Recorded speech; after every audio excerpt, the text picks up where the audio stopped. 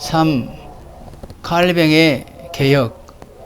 칼뱅은 루터가 로마 교황의 면죄부를 비판한 95개 논제를 발표하여 개혁의 횃불을 올렸던 1517년에 겨우 8살이었습니다. 그는 루터가 개혁자로 등장한 후 거의 19년이 지난 1536년에 사도적인 교리를 해설한 기독교 강요를 펴내므로 개혁자로 등장하게 되었습니다. 1. 준비 시기. 학생 시절. 장 칼뱅은 프랑스 북쪽 작은 도시 노아용에서 1509년에 태어났습니다. 그의 부모는 독실한 로마 가톨릭 교회 신자였으며 그의 아버지는 노아용 주교 서기와 그 지방 사제들의 법률 고문으로 봉사했습니다. 그는 5남매 중 4번째 아들이었습니다. 장은 아버지가 주교의 서기이기 때문에 일찍부터 귀족적 교육을 받을 특권을 누렸습니다. 14세에 교회 스승이 되기 위해 파리 대학에 들어가 탁월한 교수 코르디의 아래에서 라틴어와 정통 프랑스어를 배웠습니다. 3년 동안 인문학을 공부한 뒤에 에라스무스도 공부한 적이 있는 소문난 몬테규 신학교에 들어갔습니다. 거기서 라틴 고전, 논리학, 아우구스티누스 같은 교부들과 토마스 아퀴나스의 저서들을 읽고 숙달했습니다. 18세에 학사학위를 받았습니다. 파리에서 학사학위를 마친 후 장은 교회 교사가 되려는 뜻을 접고 법학을 공부하기 위해 오를레망 대학으로 갔습니다. 그의 아버지와 교회 당국자들 간에 있었던 알력이 그의 마음을 바꾸게 된 원인이었습니다. 장은 거기서 법학 외에 볼마르라는 그리스 교수의 수업을 수강하여 신약 성경의 언어를 배워 원문으로 성경을 공부할 수 있게 되었습니다. 볼마르 교수는 당시 루터의 신앙을 따르는 분이었습니다. 따라서 예민했던 장이 그의 영향을 받았을 것임이 틀림없습니다. 후에 장이 볼마르 교수에게 고린도 후서 주석을 헌정한 것을 보아 이를 알 수 있습니다. 프랑스 교회 내 개혁운동. 르페브르의 제자들 가운데는 프랑스 산골 출신이요 붉은 수염을 가진 젊은이가 있었는데 그가 길라리움 파렐이었습니다. 그는 모든 것은 은혜뿐이라는 그의 말을 바로 깨닫고 이 재발견한 복음의 진리를 모든 곳에 나가 두려움 없이 전하는 열정의 전도자가 되었습니다. 그가 후에 칼뱅을 제네바에 머물게 한 열정의 목사였습니다. 르페브르는 나아가 신약 성경을 프랑스어로 번역하여 일반 사람들도 성경을 읽게 하였습니다.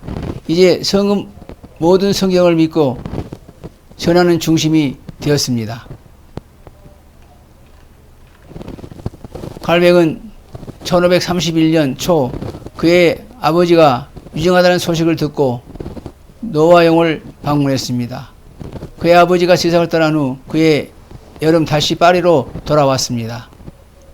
그는 이제 사제나 법률가가 되기보다는 학자가 되기를 원했습니다.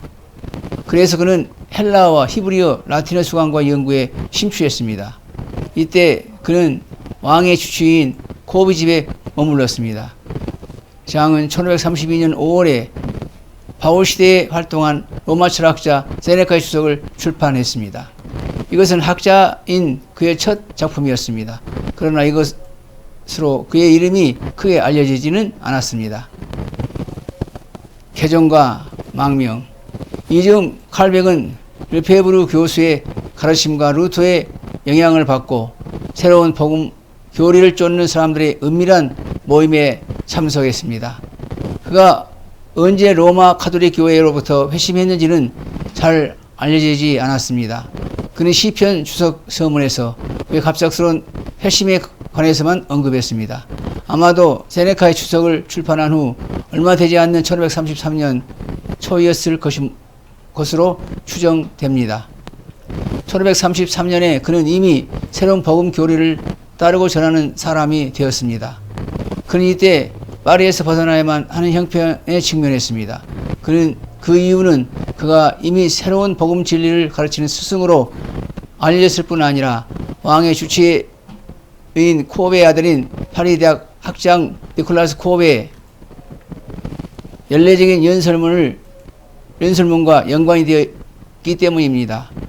그는 심령이 가난한 자는 복이 있나니 라는 주제로 연설하면서 하나님의 값없이 주시는 구원의 은혜를 강조하므로 루터의 새 신앙의 특색을 강하게 드러내었습니다. 그는 즉시 솔로몬 대학 교수대에 의해 고소를 당하게 되고 그의 친구 칼뱅이 그의 연설에 조언했다는 소문이 떠돌게 되었습니다.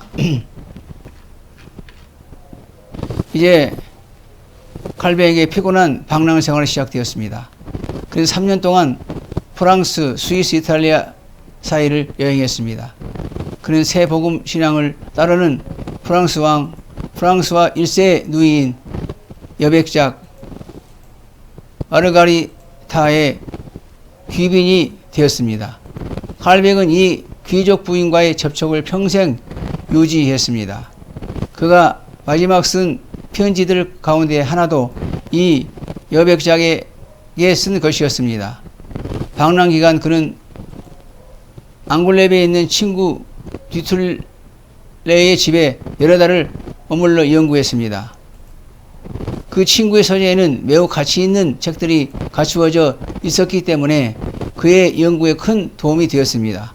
거기서 그는 1534년 4월 오래도록 만나지 못한 노 교수 르페브르도 만날 수 있었습니다. 칼뱅은 25세가 되기 2달 전 고향 노아용으로 가서 그곳 성당의 사제들을 만나 자신은 사제가 되기를 원하지 않는다는 것을 밝혔습니다. 나아가 그는 자기 성직록과 모든 봉급을 포기한다는 뜻을 알림으로 로마 가톨릭 교회와의 관계를 완전히 정리했습니다. 기독교 강요의 출간. 그동안 칼뱅은 기독교 강요의 출간을 위해 계속 작업하고 있었습니다. 이 책이 1536년 3월에 바들에서 출간되었습니다. 초판은 6장으로 나뉜 작은 책자였는데 그가 이 책을 쓴 원래 목적은 새로 개혁 진영의 신자가 된 분들에게 성경의 진리를 밝히 제시하여 도움을 주고자 하는 데 있었습니다. 그런데 그가 책을 출판하면서 왕 프랑스와 1세에게 이를 헌정하기로 하고 21쪽 분량의 헌사를 써넣었습니다. 헌사에서 그는 폭동과 반란의 죄를 덮어씌워 개신교들을 박해하는 왕 프랑스와 1세에게 개신교들의 신앙을 변호했습니다. 파레를 만남. 이때 그곳 교회 개혁을 위해 일해오던 목사 파렐이 기독교 강요를 쓴 칼뱅이 제네바에 왔다는 소식을 들었습니다. 그래서 즉시 칼뱅을 찾아갔습니다. 파렐은 르페브르의 제자로 참된 복음 전파를 위해 물불을 가리지 않는 개혁신앙의 전도자였습니다. 그는 1532년부터 루터의 신앙을 따르는 베른시의 도움을 받고 새 신앙의 선교사로 제네바에 와서 복음을 전했습니다. 많은 어려움을 견디고 싸우며 노력해온 결과 큰 결실을 거두었습니다. 파렐이 이 새로운 개신교 도시의 새로운 예배의식과 설교와 규례들을 도입하기 시작했습니다. 시의회는 제네바 시민을 성 베드로 교회당에 소집했습니다. 그들은 모두 다 두 손을 높이 들고 로마 가톨릭 교회에 관습을 버리고 복음의 진리를 따를 것을 맹세했습니다. 이날이 1536년 5월 20일 주일이었습니다. 두 사람의 대화는 서로 언쟁 같았습니다. 마침내 참지 못한 나이든 목사 파렐은 자기 손가락으로 하늘을 가리키며 우리 같은 목소리로 고함쳤습니다. 전능하신 하나님의 이름으로 선언하오.